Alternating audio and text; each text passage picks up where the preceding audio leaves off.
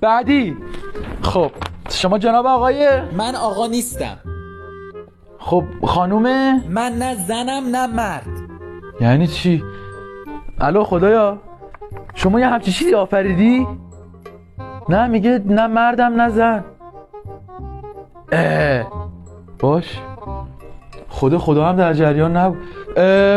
عزیزم شما برو فعلا برزخ تا همکارامون اونجا بیان برای معاینه فنی. سلام عزیزم چی شده؟ اینجا به من کلی حوری زن دادی. خب خوبه دیگه نوش جونت. مشکل چیه؟ من حوری مرد میخواستم.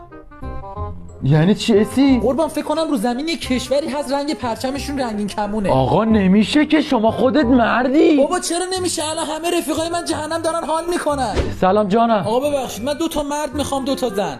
چی؟ قربان ایشون ایناست که براشون فرقی نداره هر چی باشه خدا رو شکر میکنن. جانم مشکل چیه؟ آقا من پا میخوام. جان پا میخوام. ایشون فوت فت